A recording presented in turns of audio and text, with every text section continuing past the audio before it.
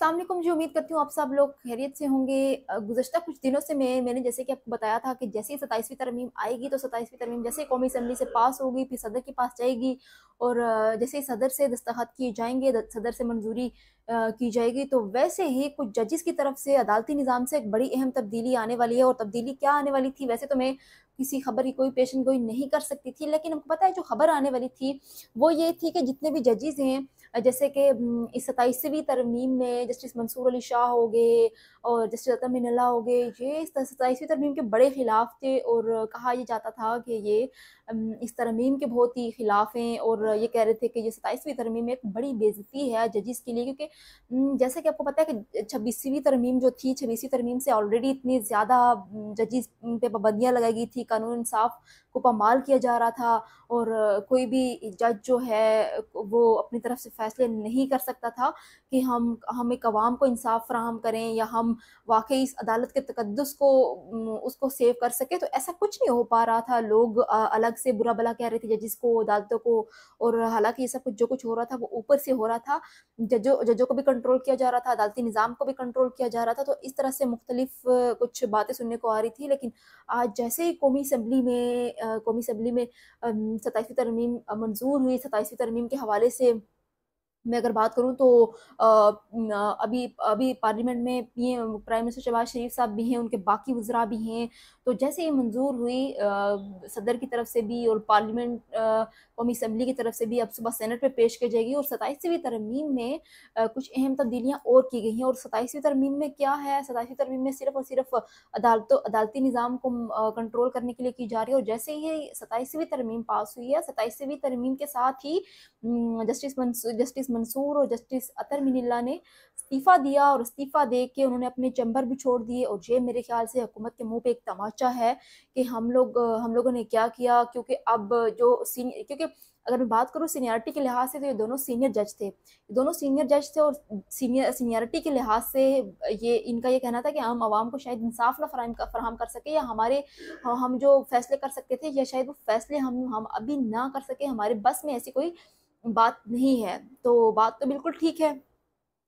ये शायद फ़ैसले नहीं कर सकते थे या उन्होंने, मैं आपको अगर बात बताऊँ इनके हवाले से, जस्टिस मंसूर और जस्टिस अतर मिनल्ला के हवाले से, तो इन कुछ वुकला और कुछ जजों ने चीफ़ जस्टिस यहिया अफरीदी को एक ख़त लिखा था और ख़त में उन्होंने कहा था जी 27वीं तरमीम आ रही है, तो 27वीं तरमीम के लिहाज से आप कुछ स्टेप उठाएँ, कुछ हुकूमत से बात करें ताकि हमारी हमारी जो तहफ़्फ़ुज़ात हैं वो दूर किए जाएँ। और जजों के हवाले से अगर मैं बात करूँ तो ताकि उन पे जो पाबंदियाँ लगाई जा रही हैं, जो उनके हवाले से फ़ैसले किए जा रहे हैं, वो दूर हो जाएँ और ये सब कुछ ना हो। तो मेरे ख़्याल से चीफ़ जस्टिस यहिया अफरीदी ने उस पे कोई स्टेप नहीं लिया और ना ही हुकूमत से बात की और ना ही उन्होंने जो वकीलों ने ख़त लिखा था, उस ख़त का उन्होंने जवाब दिया, बल्कि इस सब को एक लाइटर नोट पे लिया। और जैसे आज तरमीम पास हुई तो दोनों जजों ने, जस्टिस अतर मिनल्ला और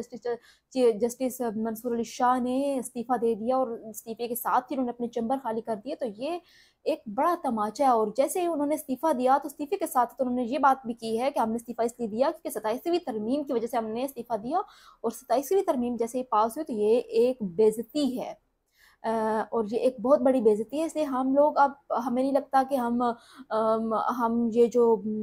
कानून का बोलबाला है और ये पूरा कर सकेंगे और आवाम को इंसाफ़ फ़राहम कर सकेंगे, ये हमसे अब नहीं हो सकेगा। क्योंकि ज़ाहिर-सी बात है, अगर मैं आपको बताऊँ तो पहले फिर भी कुछ न कुछ जजों के हाथ में होता था। अब तो बिल्कुल ही कंट्रोल किया जा रहा है अदलिया को, क्योंकि अदलिया अब फैसले नहीं कर सकती। अदलिया पूरी तरह से एक आज़ाद नहीं है। जैसे अभी हुकूमत ने 27वीं तरमीम में तमाम तर जितनी भी शिकें हैं वो एक अदालती निज़ाम को पामाल करने के लिए की हैं और अदालती निज़ाम को कंट्रोल करने के लिए की हैं, ताकि कोई जज अपनी मर्ज़ी से फ़ैसला ना कर सके। और जो फ़ैसला करे या जजों के ट्रांसफ़र के हवाले से वो ख़ास तौर पर प्राइम मिनिस्टर साहब करेंगे, वो सुप्रीम कोर्ट में जाएगा, वो अब पार्लियामेंट से यहाँ से फ़ैसले किए जाएँगे और जो जजेस लगाएँगे वो भी प्राइम मिनिस्टर शहबाज शरीफ साहब लगाएँगे। तो ये अब शायद ज़ाहिर-सी बात है, एक सीनियर जज हो उसको अगर आप फैसले ना करने दें या वो उसके हाथ बांध दिए जाए तो उसको ये बात काबिल कबूल नहीं होगी। चीफ जस्टिस मंसूर अली शाह ने जो इस्तीफ़ा दिया वो 14 सफ़ात पर मुश्तमिल था और जस्टिस तरमीन अल्ला ने जो इस्तीफ़ा दिया वो 7 सफ़ात पर मुश्तमिल था और इस्तीफ़ा देने के साथ ही इन्होंने अपने चैम्बर्स भी छोड़ दिए और कहा ये भी जाता है कि जैसे ही 27वीं तरमीम की चमगोइयाँ हो रही थी, तो जब उसकी प्रॉपर एक उसकी जितनी 27वीं तरमीम में क्या था, उसका जितने भी शिकें थी या जो कुछ 27वीं तरमीम में था, वो जब वाज़ेह हुआ, तो वो वाज़ेह होने के साथ-साथ वो 27वीं वो अदालती निज़ाम को कंट्रोल करने के लिए किया जा रहा था। तो कहा जाता था कि जैसे ही 27वीं तरमीम पास होगी, कुछ जजेज़ इस्तीफ़ा देंगे और ये भी एक कहा जाता था कि 27वीं तरमीम के साथ-साथ जो कुछ जर्नैल हैं वो लोग भी अपने ओहदों से इस्तीफ़ा देंगे क्योंकि काफ़ी डिफ़िकल्टीज़ हैं। उनको उनको ये चीज़ें शायद एक्सेप्टेबल नहीं है कि हम लोग जो फ़ैसले करते हैं, जो हमारे यहाँ था वो अब सब कुछ कंट्रोल किया जाएगा। तो ये जजों वाली बात तो सामने आ गई जो बात की जाती थी अदलिया के लिहाज़ से, तो वो इन जजेज़ ने आज इस्तीफ़ा दे दिया। अब देखते हैं कि सुबह तक और कितने इस्तीफ़े आते हैं, मज़ीद कितने जजेज़ इस्तीफ़ा देते हैं और क्या हुकूमत इस हवाले से कुछ स्टेप लेगी या हुकूमत पे तो ख़ैर कोई बात नागुज़ीर नहीं गुज़रेगी, लेकिन अब देखना ये है